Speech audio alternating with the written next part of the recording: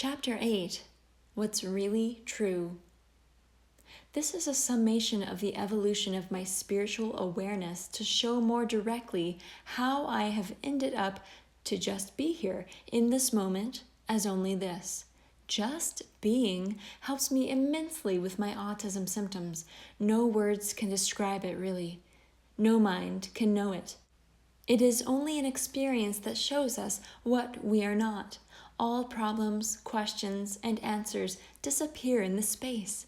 It is freedom from suffering, absence of belief in thoughts, silence of truth, and bliss of unconditional love, pure inner peace. Only this, all labels aside, I can't mess up what I already am. 1. Age 0 to 29. Christianity studies. Factors of conditional love, fear, strict belief, and judgment. 2. Age 28 to 30. Near-death experience studies. Factors of dropping limitations of what defines God and dropping judgments. Introduction to unconditional love and the afterlife. Questioning beliefs and truth. 3.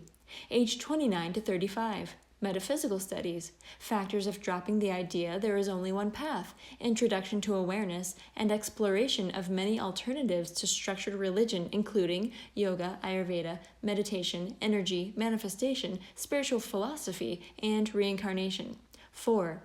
Age 34 to 37. Present moment experience. Factors of what is really true, not believing thoughts, letting go of suffering, integrating unconditional love and awareness as oneness, surrendering to and allowing the play of consciousness to unfold perfectly, letting go of the search of spiritual evolution, another mind game, gratitude for the miracle we are, self-inquiry, and impermanence. After practicing just being, I found the following. 1. All the hardships I experienced were so difficult for me because I was trying to navigate life with my mind, trying instead of allowing. I believed I was the emotions and pains of the body and the thoughts of the mind, so the mind suffered. Then I remembered and experienced that I was neither the body nor the mind, that anything impermanent is an illusion. 2. The anxiety and problems associated with ASD are not relevant to me anymore. It is not cured physically, but the suffering associated with it no longer exists. Side note, in the updated epilogue, it actually is cured. Stay tuned. If this body needs to process overwhelming energies or emotions, then it does so in a nice private space, without resistance from me as a being. The processing flows through the body much more quickly and smoothly this way. I realize the truth now. The body's needs are honored, but beyond that, I as a being am not affected. I recognize all the people I have ever known as teachers, reflections of myself, playing roles to push me towards seeing none of it would bring freedom from suffering. Only truth found in silence can do that. 3. Whatever shows up in my awareness is here to be loved. But that is a choice I make. If I was not tired yet of suffering, being full of judgments, opinions, and the belief in my own thoughts, I would continue to choose resistance. To simply be in the present moment, I choose love. Love is truth, all there is. I simply choose to be aware of it no matter what arises. It is everything once illusion melts away. There is really no separation. The illusion of separation and suffering point back to love once trying to change them is given up. Nothing can actually go wrong. When I have had enough suffering, I choose the only other choice, love. In this way, it is all for my benefit and is unfolding perfectly. I am love, already complete. There is no need to search for love outside the self, the oneness of all. 4. There is no word that accurately labels what I am. Some try anyway because we do speak a language of mental capacity. Awareness, love, divine, conscious, oneness, universe, and God. These are all labels that try in vain to describe what the self is. Direct, silent experience is the best way to remember it. It is my natural state. It is nothing and everything. It simply is. Just be. These teachings are not new. They have been taught for thousands of years. 5. There is an enormous difference between living the truth and spiritual bypassing. The latter is pretending everything is okay because it is all light and love, so nothing should bother me. This bypasses the body's need to experience and process any triggers or emotions passing through. The former does not pretend but accepts everything as it is. It allows feelings to be what they are, without attaching to them as an identity. It does not resist those things or avoid them, and as such, it is free of them.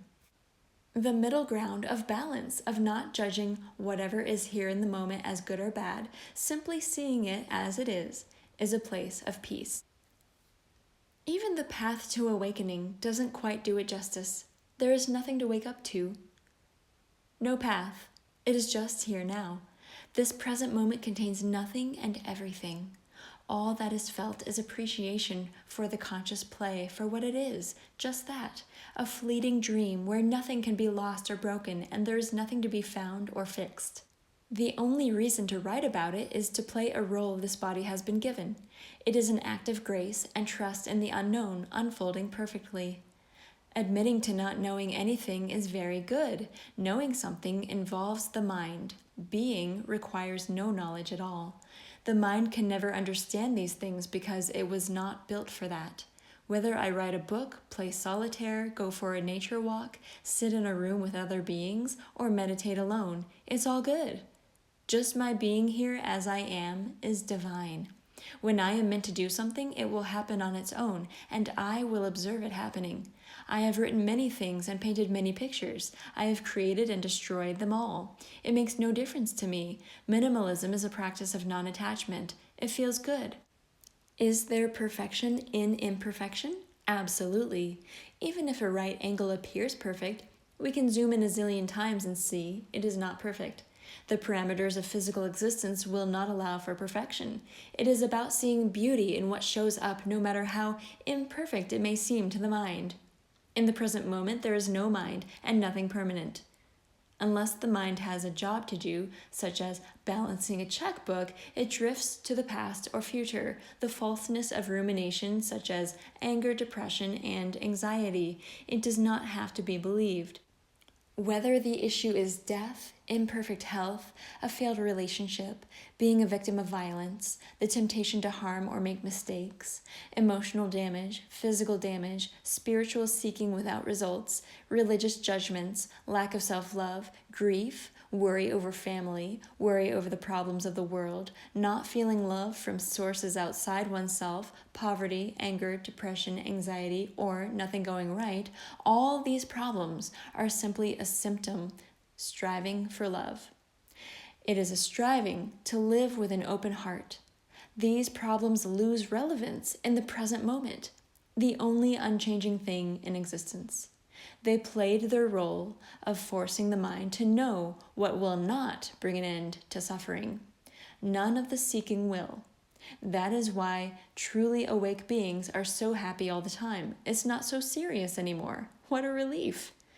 The only thing that makes suffering possible in the physical plane, the illusory movie dream, is the belief that what is happening is real, true, and above all else, not right. It is a judgment of the mind. Then I stop believing thoughts and enter into the bliss of now. It is a choice that will happen just as it should. I will return to that presence after physical death anyway, so if I wish, I can suffer away. I can play that role convincingly well for ourselves via eons of lifetimes. This dream world is pretty convincing, but so are those movies on the big screen. They make me laugh, cry, get scared, etc. They are meant to do that. They were made for exactly that. I can be captivated by an interesting story, yet I leave the theater whole and complete, just the same as if it never happened. I may have a lingering feeling of joy, sadness, fear, or triumph, but soon that fades too, and I am centered in stillness again. Years later, I will completely forget what I felt unless I re-watch the film. The best thing to do, the only true thing to do, is to just trust and surrender into being. Let go. The rest of life takes care of itself. All is as it should be. There is no longer a reason to seek answers or peace or joy outside the self. Who is asking the question? No one is, because the mind is not real in the bigger picture. Sitting in meditation to inquire who is there reveals nothing and everything. There are no questions in truth. All is complete. So why do I do anything at all? Do the birds not sing their songs? Do they not build their nests? Are there not symbiotic relationships in nature that I can replicate? The only difference between nature and the unawakened is that nature just flows into being without thought. There is nothing holding it back, and it is being what it is meant to be without fear. This life seems also to be for sharing love, to watch it expand upon the plethora of experiences created here. It is the self's way to have variety and expansion through temporarily forgetting what is real, just for a moment, until it is ready to reawaken and begin the cycle again, if and when it chooses to do so. I call this expansion, traveling out into the illusion of separation, and contraction, returning to the truth of home, the breath of God. I have written this to you, and yet you are my very own self.